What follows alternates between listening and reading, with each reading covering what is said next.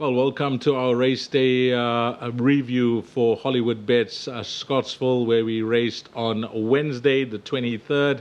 We had 9 races carded and lots of action.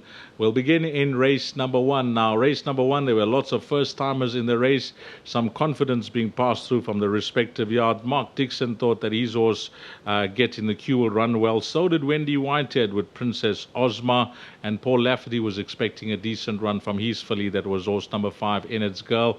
And then the horse that had the racing experience was called Only Hearts. Let's go and have a look at that replay and see what happened. Race number 1. Princess Osma's running an absolute cracker now, looking to drift to the inside. Only Hearts is getting into it late on the outside, but Princess Osma's gone clear. Only Hearts is chasing late, but it's all over by the shouting. Princess Osma will win on debut. Only Hearts second, In Its Girl, then it's tight. I think we have to pencil this filly in. A winner on a debut for Sandy and Eugene Arundel. A very good win at that. Princess Osma beating the experienced number 13, Only Hearts. Back in third was horse number 5, that's In Its Girl. And rounding off that quartet was horse number 11, and that was race number 1. Then the exotics began. We all started in race number 2. The first exotic was the Bipot. And this race, especially selected, was the hot pot favorite from the stable of Paul Lafferty. And he ran another game race, but he only could manage third, especially selected. The horse was won the race was actually the filly, who confirmed the improvement shown last time out, where she ran a decent third, close up behind Mr. Maloney. She came to win a really good race for Robert Carty, the visiting jockey. Horse number 11, that was New Orleans, beating horse number 8, which was in Dakar, the ever consistent in Dakar. In third was specially selected, and rounding off that quartet was horse number 3. So 11, 8, 6 and 3 is the way they crossed the line in race number 2. We moved along to race number 4, the start of the Place Accumulator. And in race number 3, in race number 3, the start of the Place Accumulator, getting ahead of myself here. But race number 3, a competitive race, and there was a first-timer. They didn't attract much betting support. There wasn't much confidence coming through from the yard as well. But watch this horse called Desert Rose in that replay, a first-timer trained by Garrett Van Zyl. Look to the right-hand side. Renegades trying to make progress. Desert Rose is on the inside and Alabama Sky. Desert Rose came into the lead, though, with 150 metres to go. And number 2, Desert Rose, does not look for the catching. Number 2, Desert Rose, to win convincingly by 2. Alabama Sky second. Renegade third. Bay of Dreams fourth. Well, there was a disappointment in the race, a horse called Noble Storm from the Michael Roberts stable. But what we can say is that you can ignore this run completely. The comments will be given next time out this filly runs, because she jumped out and she just started peg rooting out the gates. And it was told by Michael Roberts later on in the day that the saddle slipped badly, and that was the cause for her, peg rooting and not raising a gallop. So Noble Storm was the disappointment in race number 7, but they were valid excuses. That full result, promising win on debut by Desert Rose, winning that race, beating number 3, Alabama Sky. Back in third was horse number 9, Run Again. Pencil that one in, a very good run over 1,400 meters. And horse number 11, Bay of Dreams, rounded off that quartet. We moved along to race number 4, the big one, the pick 6. This was over 1,750 meters. And in this race, Fearless Kitty and Victory Vision were the 2 horses that came from a form line behind Cash Shoe last time out. And this time round it was Victory Vision to reverse the form with Fearless Kitty. So number 3, Victory Vision, beat horse number 5, Fearless Kitty, that went off as the top one. And rounding off the trifecta and quartet was horse number 6, and then horse number 7, Temple Hoff from the Nathan Cotton stable. 3, 5, 6 and 7 was race number 4. Race number 5 was the start of the Jackpot 1, a competitive race where there was lots of form to work around, but one horse did stand out on his best form, and he went off as the top one, and it was Justin Snade teaming up with jockey Anton Marcus for owner Suzette Viljoen. Horse number 1, and Napoleon, opened up Jackpot 1, beating horse number 2, Triton, then the trifecta and quartet. Clear State was only having his second start in the province. He rounded off the trifecta. And then Head Gardener from the Duncan Howell stable. Things did not go his way in the early part of the race. He had to ease back, having not being settled in the early stages of the race to back of the field, and he was doing his best work at the finish to round off that quartet. 1, 2, 5, and 7.